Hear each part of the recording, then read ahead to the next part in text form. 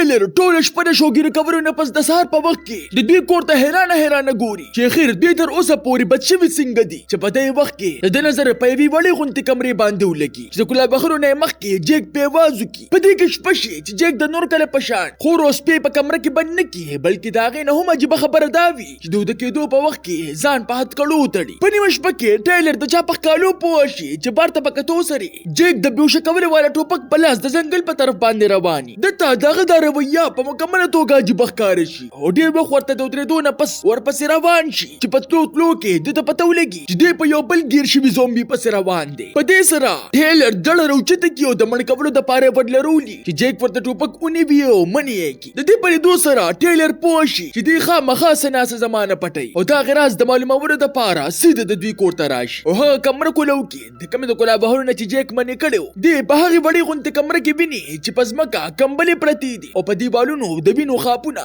داسې لګي که چېرې په دې کې زومبي اوسي او دا کمره خاص کر د زومبي دپاره تیاره کړی شوې ده. ټیلر د دې په باره کې د جیک نه چې څنګه د تپوس کولو والی نو په دې وخت کې یو ګاډی د دوی د کور خواته ودرېږي چې ورته په کتو سره ټوپک په لاس کستې راوځي او د مخه سره د دوی د کور اندازه اخیستل شروع کړي. دا ټول منظر جیک ویني او په زړه کې دا کرل ریبل کوي بیا سې نه چې کور ته راننوځي. هغه کس دغلته کې ګرځي راګرځي او بره د جیک وړه خور جیک ته لاسونه خوځوي چې په دې سره جیک سخت ویریږي خو دې نه مخکې چې هغه کس لیدلی وه ټیلر زر شیشې نه یې خوا کړي چې تش کور په لیدو سره هغه کس ویریږي او په یره کې دغه ځای نه لاړ شي. جیک چې څنګه کور ته راشي نو لاول دا کس شکریا ادا کړي او بیا ټیلر لا خپل سامان واپس ورکړي. ټیلر ورته وایي وي سبا به زه سم د سره روانېږم که تاسو غواړئ نو زه به تاسو هم د ځان سره بوځم کیدای شي زما په حفاظت کې تاسو د نورو خلکو نه بچ پاتې شئ. خو جیک د تلو نه انکار وکړي چې څنګه ټیلر ته داسې ولګي چې دلته کې څه خبره داسې شته چې دې زما نه پټوي او د هغې د وجې دې ما سره تلو ته تیار نه دي. دوی خبرې کوي چې د بار نه جیک د خور چغه راشي د دې پورې دو سره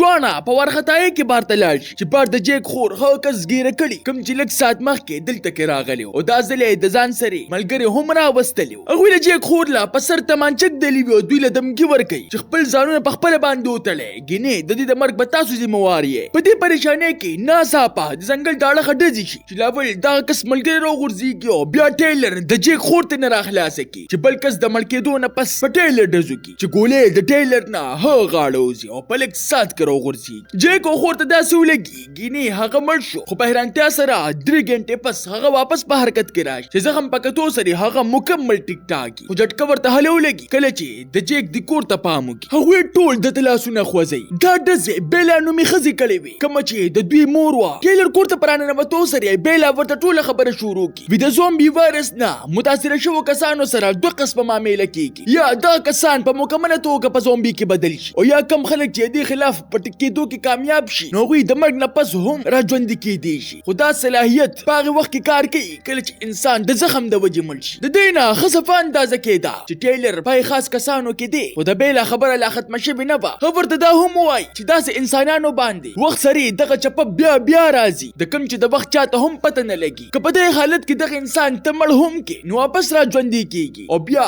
سربزې پستې نه انسان جوړېږي. وي ما ته د دې هر څه په باره کې پته ځکه لګي چې زما زوی جیک هم په دې بیمارۍ کې مبتلا دی. زمونږ کور ته ستا نه مخکې یو ښځه خاوند زمونږ په کور د قبضې د اچولو دپاره راغلي وو چې شپې په وخت کې په جیک دغه غوټه راغله او دواړه یې مړه کړئ. په دې سره ټیلر پوه شي چې همدا وجه ده چې دوی د ویده کېدو په وخت کې ځان تړي خو موږ ته د ده نه دومره خطر نشته کله چې په ده دغه کیفیت د راتلو والی نو زمونږ سپی موږ د مخکې نه خبردار چې موږ جیک په هغې بهرنۍ کمره کې بند کړو. د دې نه ټیلر پوه شي چې هغه د وینو خاپونه هم د ده دوی خبرې کوي چې په دې کې د دوی سپی اوازونه شروع کړي کوم چې د جیک د غوټې طرف ته اشاره وه. مور یې زر په هغې کمره کې بند کړي چې ور په بندولو سره د حد نه سیوا تیزې چغې او دا درز اوازونه راځي. ټیلر د دې اوازونو په اورېدو سره د جیک خور د ځان سره دننه بوځي او مور یې د زړه ټیک کېدو په انتظار کې ټوله شپه بار تېره کړي چې سهار په وخت کې ټیلر د نور کله په شان ورزش هم وکړي او دوی لا بجلي هم جوړه کړي چې په دې وخت کې بار ته په کتو سره د جیک خور ورته په نظر راشي کومه چې په ځمکه راپرېوتلي. کور ته په رادننه کولو سره بیلا ورته وایي وي دا د زړه په بیمارۍ کې مبتلا ده او په دې بربادي دنیا کې علاج ناممکنه دی او د بچ کولو دپاره صرف یوه طریقه پاتې ده دا هم د جیک په شان بیماره ول چې مړ کېدو نه پس